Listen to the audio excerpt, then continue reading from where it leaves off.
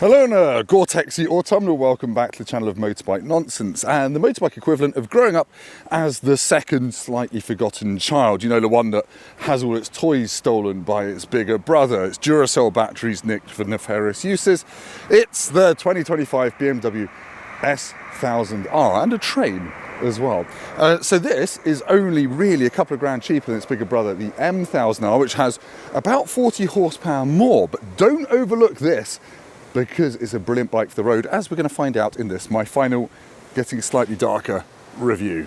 There we go. The weather today is chaos, as is this bike. Now I know what you're thinking, Tim, you massive giant waterproof bastard, you're an idiot. This bike is nowhere near 20 grand, and you would sort of be right, because if you go on the BMW website, the starting price for a basic S1000R is about 13,800 quid. Or thereabouts, but it's a BMW, so you don't get much for that. You're going to want packs and options and decent colour schemes, and this sport colour scheme is a couple of hundred quid more, and I just want to admire it because it is definitely just, I think, one of the best colour schemes on any modern bike. It's like a lurid pair of Onitsuka Tiger trainers that you bought while you were drunk on a business trip to Japan. I'm all for it. But then there are packs. There's a dynamic pack with the quick shifter with the electronic suspension. That's 1,300 odd quid, and adds the dynamic riding modes as well. And then there's the comfort pack with your heated grips, with your cruise control, with your tyre pressure monitoring. That's a grand on top of that. Now this bike's got the billet pack on it, and you've got to pay extra to have the pillion pegs and seat as well. So you can easily get us up to about £18,000, which is how much Visor Down paid that Honda Jazz to drive through my shop 15 times. So yeah, this one here is about £18,000. The M1000R gets quite a lot of that stuff as standard for 20-ish thousand pounds. Obviously a lot more power as well. But let's take a look at the rest of it. Now, I don't think the S1000R has ever been designed to be a particularly pretty bike. Going all the way back to the first one in 2014, it was kind of a squinty-eyed bug. But I think this is the best looking one yet, because we finally have symmetrical headlights. They're full LEDs. Things are only slightly ruined, I think, by this slightly chintzy R in its nostrils. That's, I don't know, I want to get a tissue and kind of grab that bogey out of its nose. The optional screen is not especially pretty either. But otherwise, there are some big changes on this bike. We're going to start with the engine. It's now Euro 5+++, whatever the latest one is. 170 horsepower now, so it's up 5 horsepower, 114 newton meters of torque. But the big news is it's got shorter gearing this year, and also the quick action throttle, which isn't going to focus, from the M1000R. That and the gearing make a big difference out on the road. Now this one's obviously got the rather tasty Akrapovic optional end can, and check out the result of speccing the billet pack. You get these ridiculous rear sets which will remove the skin from your shins if you have to push it around while you're wearing shorts. There's a bit of carbon fibre on there, and that billet pack, sorry, crazy camera work, also gives you these lovely folding levers as well. Don't ride like that, that's dangerous. But yeah, let's talk about the other changes. Under here, there is now a USB-C connection, which is handy for charging stuff on a tour, and yes, you could tour on this. Still haven't got proper brake lights. BMW likes these indicators which just go a bit red when you brake, so people do tend to crash into the back of you. It's on Bridgestone RS11R tyres, excuse the chicken strips, it is autumn. And yeah, keyless. It's keyless, as you might expect, except that isn't. Electronically, there have been some tweaks to the engine braking control on this, but otherwise it's a standard rather brilliant BMW dash. Make it a bit brighter for you. Because this one's got the dynamic pack, you've got the dynamic pro riding mode, and you can customize all of that if you delve into the menus, so you can have soft suspension and a sharp throttle, and you can always change the suspension mode with the dynamic pack between dynamic and road, and you can adjust the preload to have a pillion. Bar end mirrors are an option. Would I bother? Sort of, because they look nice, but they're a buzzy mess above 70 miles an hour. This is still a very vibey bike, although some people who claim not to notice the vibrations, it'd be a bit like having your hands covered in jelly and set on fire.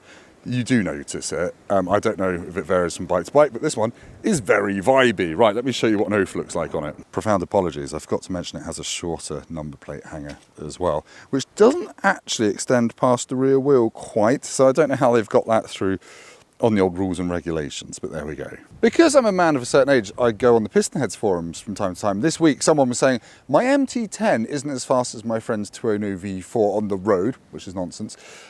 Should I get an S1000R or an M1000R? I'm getting old, I don't want a sports bike. Now, if you are getting old, like, you know, old, this isn't the most comfortable naked bike in the world. It's actually got fairly extreme ergonomics. You've got a very flat handlebar, and that is quite a lean forward to the bars. The other thing to note is the standard seat is not very comfortable after 45 minutes. I'd say it's hard, and it does give me a pain in the bum when I'm just pootling around.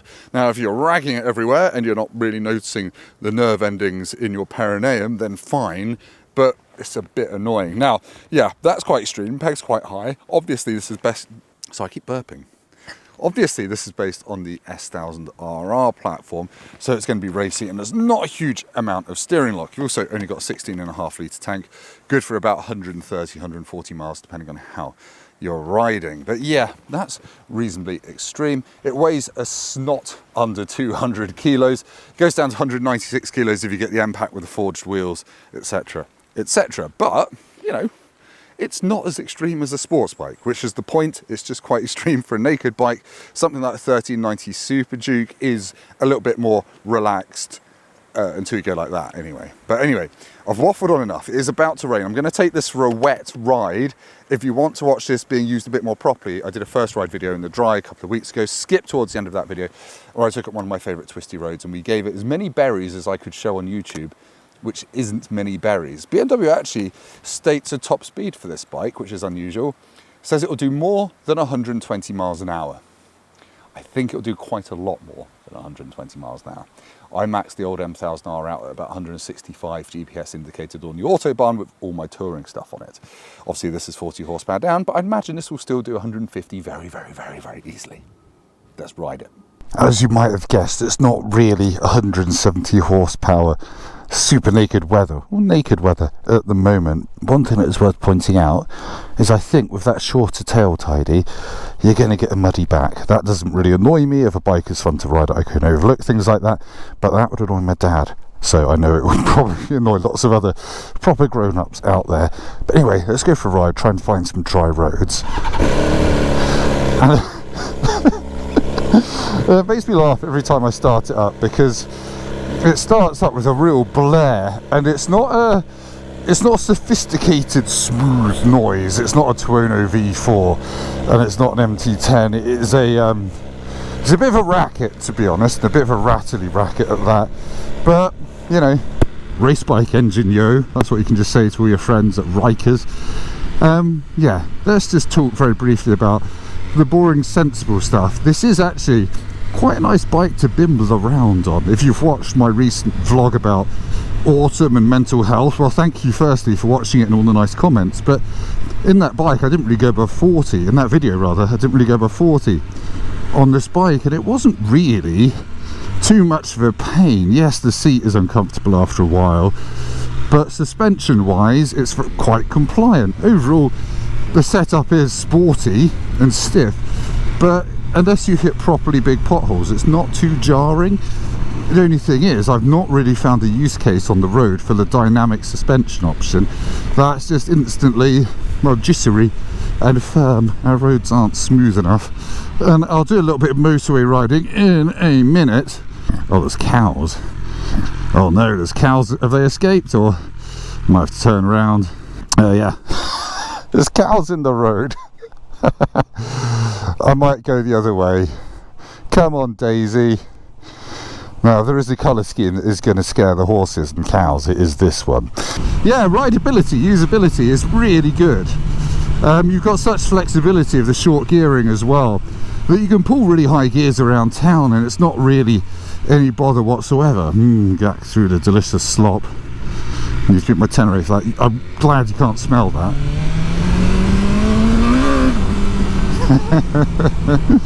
Now, I should point out that I forgot to mention my height. I know if you're a regular viewer, you probably know that I am a 6'3" lump of, well, Greggs, mostly sausage rolls.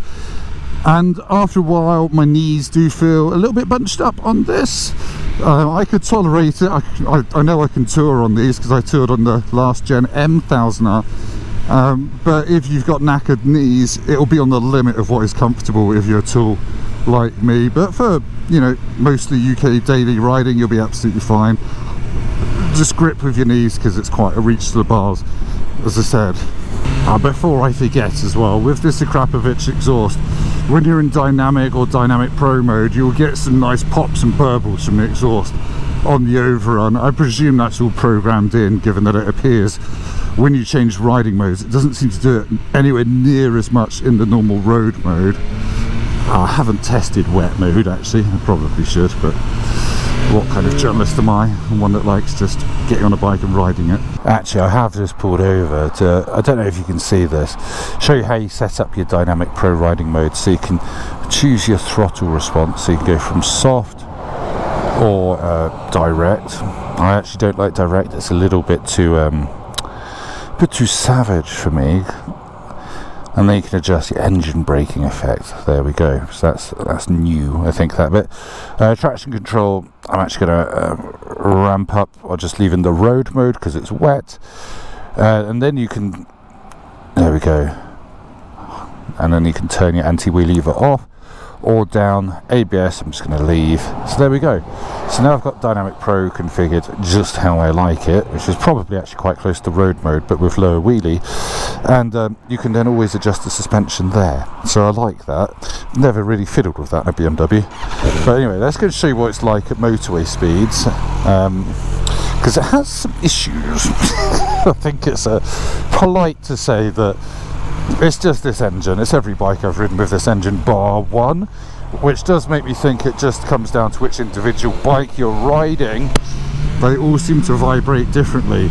This one at 5,000 RPM starts tingling your hands quite severely. And yes, I know I've not actually put it in my dynamic mode, but I forgot to do it.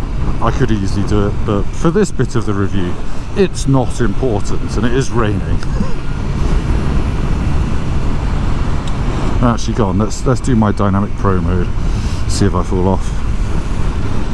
It is greasy at the moment, so do bear with me.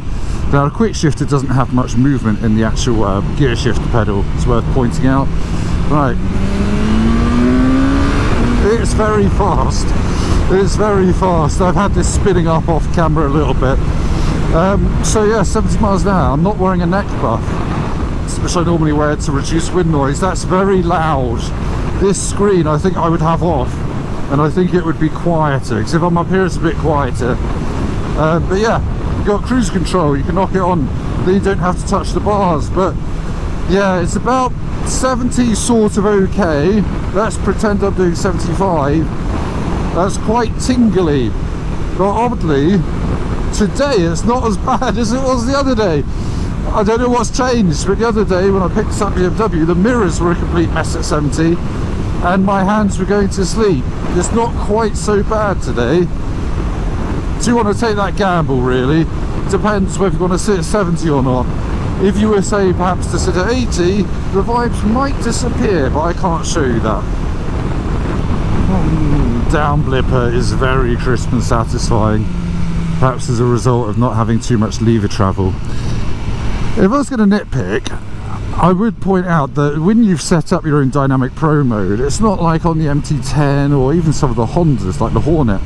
It doesn't show you what your settings are on the main screen. On my MT10 it would always say, oh, you've got anti-wheelie off, you've got no traction, or you've got lots of traction. It doesn't show you that at a glance, so you have to remember how you've set it up. Not a massive hardship, but here we go. Its rivals do that better. In my head, the start of September is still firmly in riding season. This year we've had a ridiculously hot, long, drawn-out summer that started in May, and now is straight into autumn, no cocking about. The Lord has, given us his gift of water. And I've said, screw you, God, I've got Gore-Tex.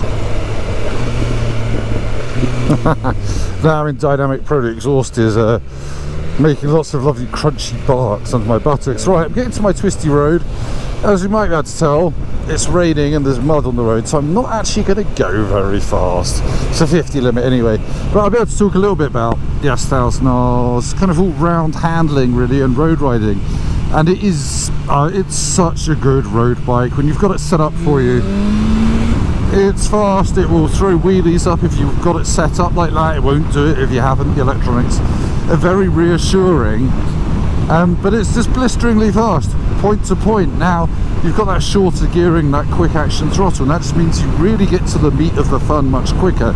On corner exit you can probably be a gear higher than I remember on the old bike and still scream towards the horizon on a wave of torque and lovely noise.